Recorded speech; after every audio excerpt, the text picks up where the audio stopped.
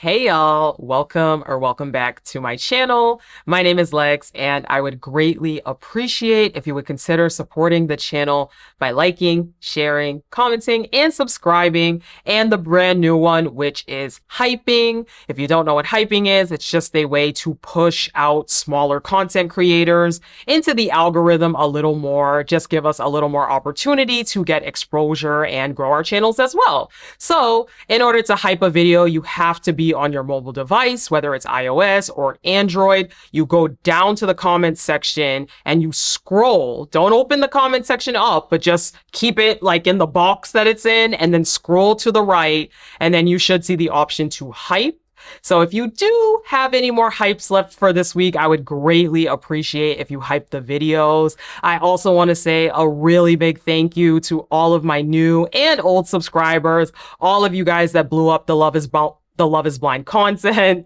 Words. All of you guys that blew up the Love is Blind content. Also, all of you guys that commented well wishes and support on my video 8 weeks ago. I did have brain surgery. I had a brain AVM. A couple of you guys did ask in the comments. And yes, I had a brain AVM and I did get it removed 8 weeks ago. So for my new subscribers, that's kind of the little story that I have going on here. And luckily 8 weeks was kind of the recovery period slash if you're gonna have any symptoms or any deficits, you would probably realize it by this point. And luckily I have zero. So I am just so grateful. Thank you to those of you guys who have checked up on me all throughout the way. I see a lot of your comments where you guys just say, Lex, I'm so happy that you're here and that you're smiling. And honestly, I'm so grateful for life. I'm grateful to be here on YouTube. It's awesome. So anyway, today we are starting a brand new show. It's another one of Chris Colleen and Kinetic's Messes, which is Married at First Sight. It is now on Peacock, but technically speaking, it is season 19, and we're going to do episodes 1 and 2. We had 4 weddings in these episodes, and I'm ready to jump in. All right, so we're basically going to go couple by couple. We're going to talk a little bit about their backgrounds, who they are, their weddings, and then the receptions, because that's kind of the order that the show went in. So our first couple is Josh and Jalen. And we live happily ever after, for sure. I'm definitely looking for happily ever after. Yeah. If you see me reading off my notes, there's a lot of just logistical stuff here. So Jalen is 27 and Josh is 31. So for Jalen, she is a hopeless romantic. For her, she says that she's gotten all that she knows about love off of rom-coms, off of movies, and I was already like, red flag. Because honestly, relationships are not like the movies. And I feel like people that have that point of view in relationships are the first people to lack wanting to be committed because they realize it's a lot harder than they expect it to be. So for Jalen, she's about to turn 30. So for her, the clock is ticking. She does want kids. She does want a family. It sounds like she's ready to pretty much jump into that immediately. And she talks a lot about how once you turn 30 in the dating scene, things are very different. Guys start to look at you like a clock. And that's definitely something a lot of people do talk about, even on the apps and whatnot, that yeah, once you hit 30, things are very different. There's all that quote, the wall. When a woman turns 25, she hits the wall, which is asinine and ridiculous. But in either case, Jalen's also not super picky about the kind of body that her man has. She doesn't mind a dad bod. She's really just looking for somebody who is committed to this concept of marriage. Family-wise, Jalen and her family are pretty close. She does have a twin brother who does not leave her side. However, her parents' marriage isn't necessarily something she looks up to. She says that her parents stayed together for the kids, but once they got older, they did end up splitting up. And there's quite a few people that have that same story where their parents just kind of stayed in a marriage. They didn't want to split it up for the kids.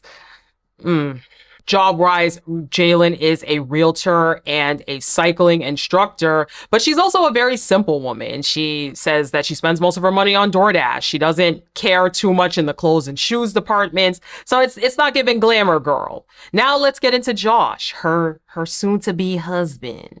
Josh is 31. He claims to be very, very affectionate. He's the type that would cry at a wedding. He is very in tune with his emotions and who he is. For Josh, he has a bit of a tough upbringing because he was actually raised by his grandparents. His mom went to prison when he was, let me get the age right, when he was 16. But overall, he grew up with his grandparents, and it was a very, very rough ride. He would go around door to door asking different ways to make more money because they were really, really strapped for money, unfortunately. Now, he does say that he has a better relationship with his mom at this point. It's not great, obviously, because she was not present for a lot of his life. But he does mention later on in the episode that his mom actually is not at his wedding today. Essentially, he loves and he cares for her, but right now, she's not somebody that he would want in close proximity to his kids, his wife. He didn't really feel that it was appropriate for her to be there. When it comes to his dad, he never knew his dad, but he took one of those DNA tests, and his dad's sister, or his aunt, came back as a match. So he was able to meet his dad for the first time recently, and they are building up their relationship. So he just met his dad recently, and his dad literally had no idea he existed. His dad's also not at the wedding today because he's not close enough to him yet where he feels like he would want him there. But in either case, Josh has not let all that adversity really get him down. He says he went from making $40,000 a year to starting a roofing company. So he is an owner now. He's making $500,000 a year, and he's really proud of himself for being able to make lemonade out of lemons. So in this show, they jump right into the wedding. So we see everybody in the dressing room. I think the fact that I don't know him is a very big fairy tale because he hasn't disappointed me at all. So we're still very in love and happy. It's better to be that. Jacqueline is talking about how for her, relationships are a bit traumatizing because she actually had an ex that passed away when she was dating another guy. So while she was dealing with the aftermath of her ex passing, this new man she was dating was cheating on her. So for Jacqueline, relationships are not something that she feels the most comfortable with. And I'm like, how? I don't know. Maybe I'm just built different because I feel like if I'm going through all that trauma, you would never catch me on a show like this. But in either case, Jacqueline does send a gift over to Josh. It says happy anniversary, or happy wedding day, I should say, to my future husband and pickleball partner to be. So it's cute. It has a little pom-poms in it, but they get up there to the altar. Are they attracted to each other?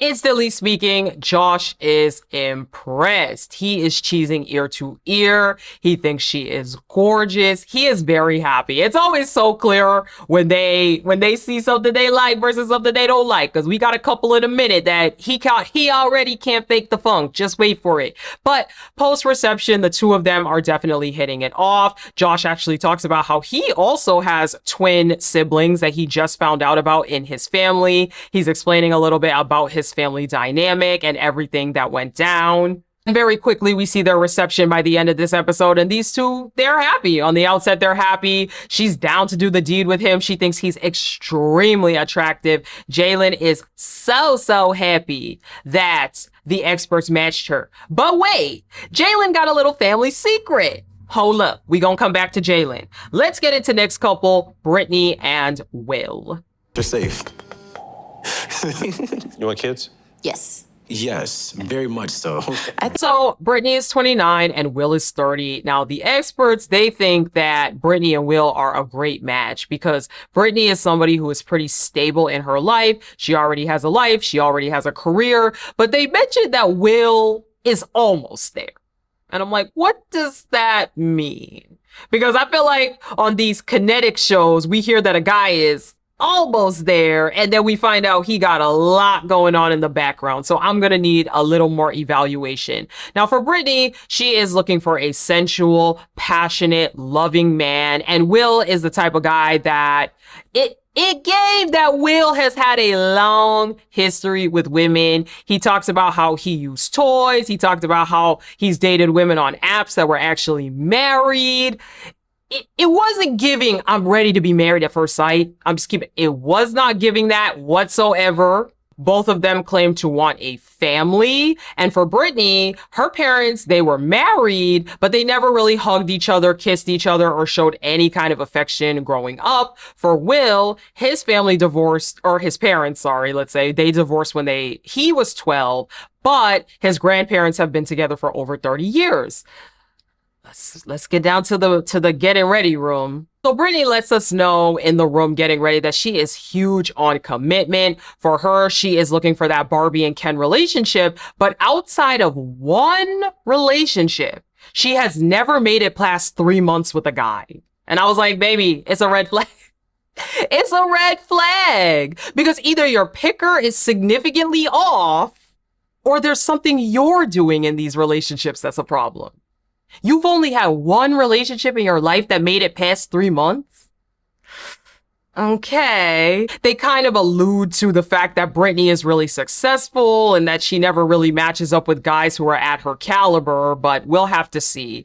There's also a little bit of an emotional moment in the dressing room because Brittany's sister passed away from COVID in 2020. So it's a really hard day for her mom, being that her older sister was married, but they did not have a wedding. Then her sister currently that is here, she is not married. So this is the first time that her mom is really going to get to see her walk down the aisle, see one of her daughters walk down the aisle. So we get to the altar and Josh is out there waiting. And while her friend in the audience is like, oh, now she good. Now Brittany walks down the aisle and... I promise to be faithful to you. I promise to show up as myself every day, allowing you to fully know me.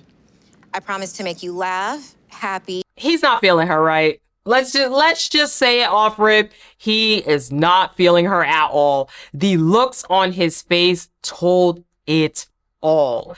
It was super awkward. Their vows were very, very awkward. The banter was very rigid. I feel like when you are attracted to somebody, when there is a mutual attraction, one thing I found is that there will be a natural banter. Even if it's awkward, even if it's nervous, even if you guys both don't know each other like that, you'll want to have the desire to be more open. And at least one thing I noticed about Will's body language is it felt very closed. It felt very rigid. I'm not seeing yet that he is attracted to her. But they do say their vows very awkwardly and walk down the aisle. In the confessional, Brittany says she is super happy. He's handsome. He's sexy. She feels great about it. Will, on the other hand, says she's gorgeous. I love her smile. Now, this might just be me projecting, but usually, when people say, oh, someone's got a nice smile, that's when they're trying to pick out something nice about them without being mean. I don't know. That's just something I feel like I've picked up with people where it's like, oh yeah, your smile is beautiful. You know, you'll say that to somebody when you don't want to be a jerk about the way they feel. I'm sorry. The red flags were going off in my head about the level of attraction that Will has. And then as I said with Brittany, I also have red flags about her because baby, only getting past 3 months in one relationship is definitely an issue as well.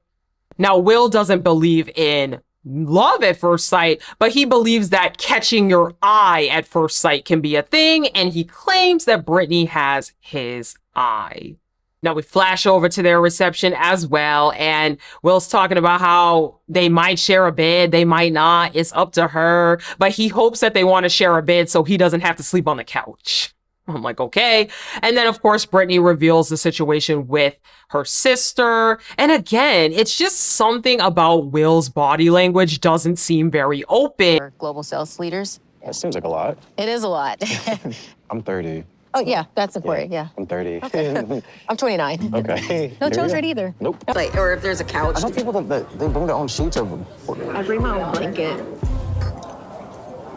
It's like I don't sleep on sheets. And when you're attracted to someone, your body language is open. When you're flirting with someone, your body language is open. Your hands are open. You're leading it a little bit closer to them. I'm not saying you need to be all over a literal stranger that you just met, but there's ways to indicate that somebody likes someone. Your smile, the way your eyes look lights up. It will just look so rigid in this entire thing. Now, Will does go over and have a conversation with Brittany's family. Theistic churches, they're very similar, but they have the same holy land. The Torah is the first 5 books of the Bible. You are a true believer in God, correct? Her mom, her dad are there, and they start to ask him about religion and whether or not he believes in God. Will is like, oh no, I'm agnostic. I'm an atheist. I don't do that. Her family was stunned. Their mouths were open. They didn't even know what he meant by atheist. They were like, what?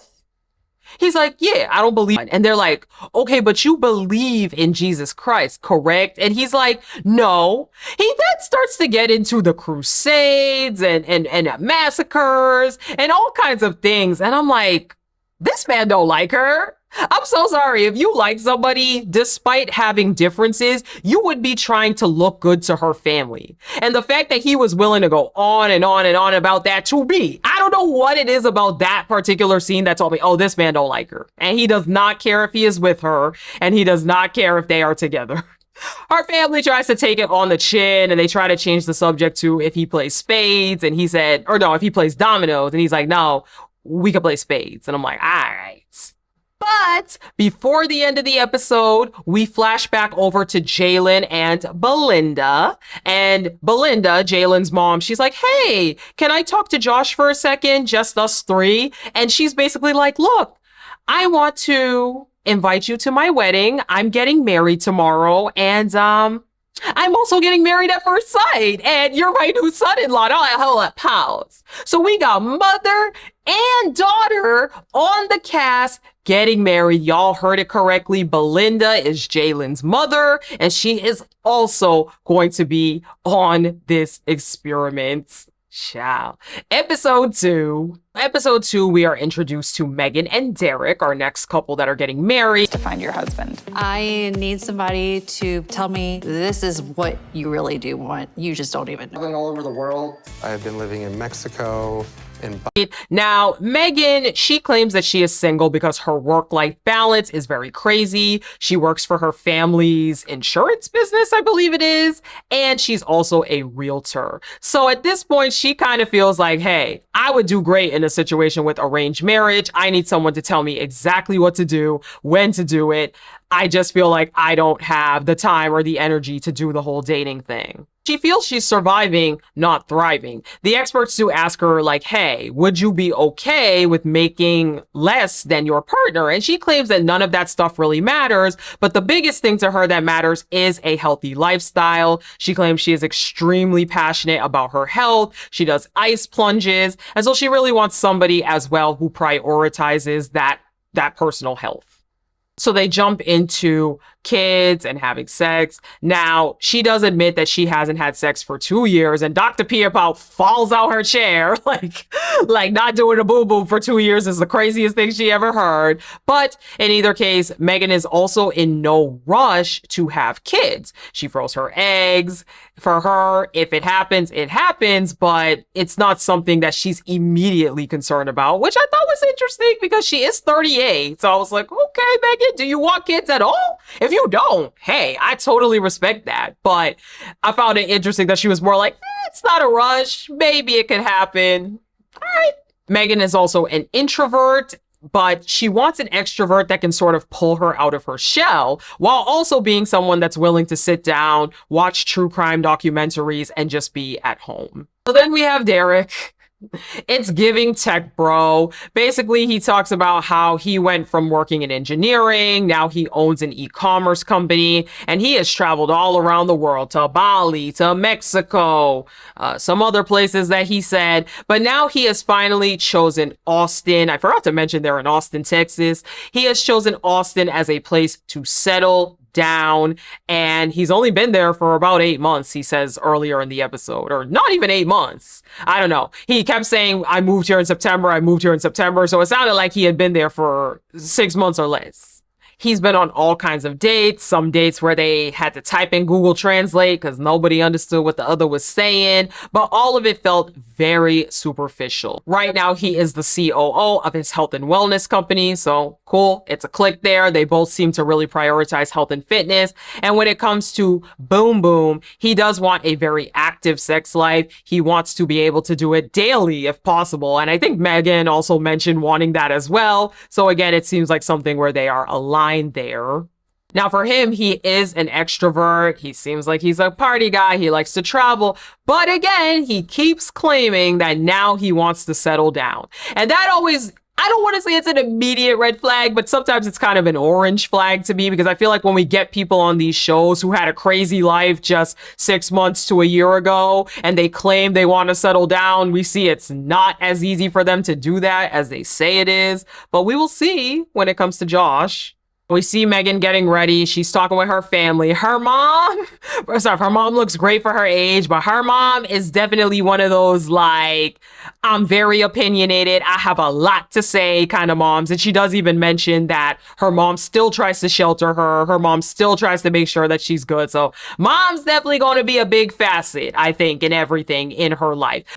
My life coach had me do like this like pie chart, and it was like a balance of work, personal life, and then love. And it's like total. But again, Megan goes into how she works with her family. It's her mom, dad, brother, and sister-in-law. So sometimes it's very challenging to split up her family from coworkers, boss, to mom, dad, sister, etc. In either case, that's why she's happy to have her real estate business that started as a side hustle but expanded into way more than she thought it would be. Dating hasn't really been a priority to her because she was working. And then they touch on kids, and Megan does admit that she probably only wants one kid, and if she does, it's a boy. So again, it's not giving that kids is a major priority for Megan, which is totally fine, but we'll have to see how that fares with Josh. We find out Megan is walking herself down the aisle because her dad couldn't make it to the wedding because he had to get some skin on his nose removed due to skin cancer. And then we find out that her brother is extremely private and did not want to be part of the experiment. And I'm like, okay. But he gets her a ring box with the date on it as a gift, and she gets him her favorite thing in the world, an ice bath.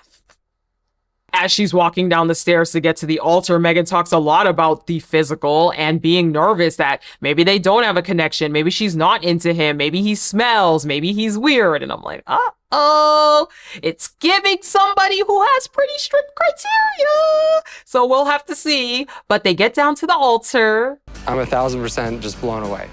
She is beautiful, really nice skin. She has like those big eyes that are just like. And again, I feel like on this show, it's always so awkward when they say their vows. So there's a lot of awkward silence, a lot of awkward laughter. Nobody really knows what to say and when to say it, but eventually they get those vows done. And post-wedding, what is his name? Post-wedding, Derek is blown away. He thinks she is insanely stunning. She's super hot. He could not be happier. She is everything that he could have wanted and more. And again, that's how it is. When there's initial attraction, it's so clear to tell. Obviously off the things they say, but also just off the body language. We don't hear a lot about how she feels about him yet, so that's TBD. But they do talk a little bit about the fact that Derek, again, as I said, he lived in Maryland, and now he moved to Austin just about a year ago so he could settle down. But we jump a little later into the night, into their reception, and they're having a little bit of further conversation at the long table. Now, Megan explains that she lives 40 minutes out from the city in the suburbs. So for her, one of her favorite things to do is to go to concerts. You know, she'll have these concert nights where she'll finally get to go into the city. So there are times where she misses it, and I'm like, okay. So they keep on going, and he's like, oh, like, what kind of music do you listen to? What kind of concerts do you go to? She's like, country. And he's like, ooh. She's like, yeah, one of our favorite things to do every year is to go to a country music festival in Cabo. And I'm like, Cabo Country Music Festival? Never mind. It was Cancun, not Cabo. But in either case, point still stands. So he's like, okay. I mean, I don't really listen to a lot of country. When I tell you Megan near about lost her mind, she was like, you don't listen to country? What do you listen to then? And he basically is like, electronic stuff. And she's like, oh, cool. In the confessional, she's literally like, I'm not gonna lie, it's kind of a red flag that he doesn't listen to country music and he likes EDM, but we'll see. I'm like, and what did I tell y'all? Somebody that is, I'm gonna say it now, shallow. Someone that's gonna have very high, picky expectations of their partner. And don't get me wrong, I think he's also gonna be pretty similar to that, but it's given that she's gonna be a lot. Megan is going to be a lot. Mark my words. He does have a little conversation with her mom, and her mom is grilling him, asking if he's an SK. And I'm like, hey, chill out. Like I said, this family, it's about to be a lot. Derek, I don't know what you think you got into. I don't think you know what you got into being with this lady, but I can already tell you it's going to be. But back at the hotel, we finally get the first indicator of how Megan really feels about Josh. And she's like, ooh, he takes his shirt off. She's looking at the abs and she's like, ooh, she was feeling the body yaddy, okay? She was feeling that man's body. And I was like, oh, now you're in. Now you see how he looks with that shirt, girl. This marriage ain't lasting. And to end off the episode, we are introduced to Pat and Rhonda. My oldest son has tried to introduce me to people multiple times. But I also tried multiple dating apps. Right. Why not? There is a partner that I deeply yearn for. So Rhonda is 63 and Pat is 59. So for Rhonda, she has been looking for her perfect person for 25 years. She is very energetic, very bubbly, okay? 63 is not stopping her, and you know what? I love that for her. Now for her, she has been married twice. Her first marriage was to the father of her kids, who she eventually split from because he just wouldn't get a job. And they had 4 kids together. So she said, look, I would rather take care of 4 kids than take care of 5. And I was like, okay, Rhonda, you tell them, girl, you tell them. Now, she says that a little while later, she still wanted to try to give her kids that nuclear family experience. So she did end up getting married to another man, and that marriage only lasted 18 months. At this point, she's been trying everything. She said she's even been on the apps. Her son has introduced her to people, but as she's at her wit's end, she says she has more of her life behind her than in front of her,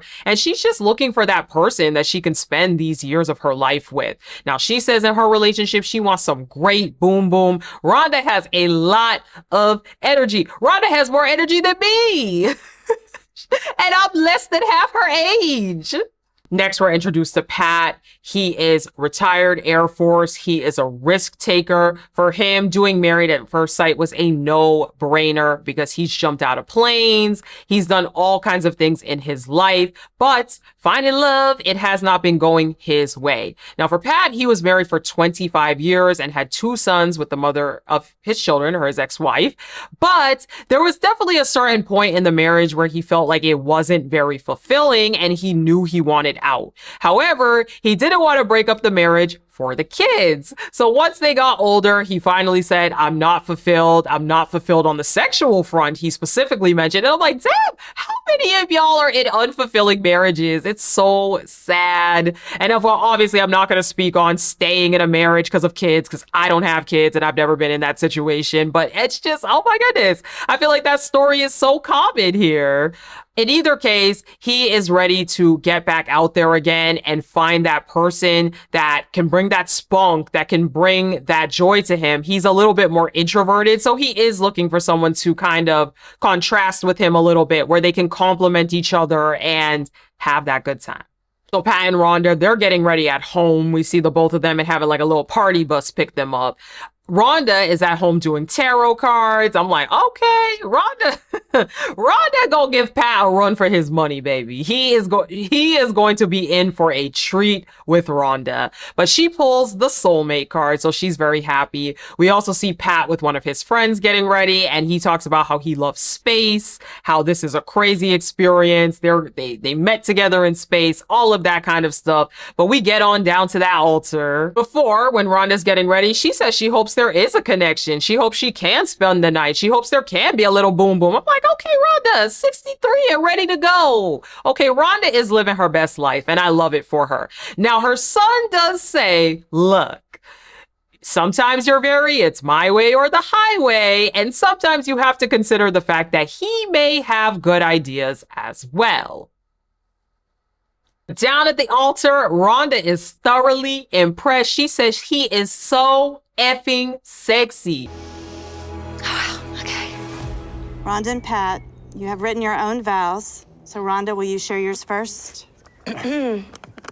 They say their vows, they are super happy, and then they get to talking a little bit afterwards. So they do find out that Rhonda is 4 years older or 3 years older than Pat, but Pat said age is nothing but a number to him. For him, he's semi-retired at this point. He's living with his mom right now because his father actually tragically passed away in a car accident. And obviously his mom is a little older, so he's trying to help her adjust and be able to be okay. Again, he's originally from Phoenix and he's only been divorced for 5 years. So I thought that was pretty interesting. Jumping back to the long table at their reception, Rhonda talks a little bit more about her kid's father. And again, the fact that she was madly in love with him. She wanted to make it work. She didn't even care if he was mopping floors at McDonald's. He just wouldn't get a job. And I really would kill to be a fly on the wall to know. Like, he really was just like, yeah, let's pop these babies out and I'm not going to do it. That's crazy. But in either case, he didn't want to, and as you should, when somebody doesn't want to do, contribute and be there and be an active partner, you should most definitely take your butt and get on out of there. But the two of them are happy. They continue to talk. Pat talks to Rhonda's sons. It's all good. We flash back to the hotel, though, and Brittany and Will are making their way over there, and there is attraction there for Brittany. Brittany says she would love to lay in the bed and kiss and kiss and kiss and kiss. And I'm like, girl, do you see the way this man looks at you? Even when they get back to the room, she's like, I will need you to help me take off this dress. And he's like, oh, I mean, yeah, if that... But that is it. That is the end of episodes 1 and 2. We have one more marriage to go, and then I believe the next episode should be the honeymoons. So if you made it to this point in the video, that means you liked the video. So I would greatly appreciate if you would consider supporting the channel by liking, sharing, commenting, and subscribing. Also, hype the videos if you have hypes left over. Thank you again for all of your support, and I will talk to you guys in the next one. Bye.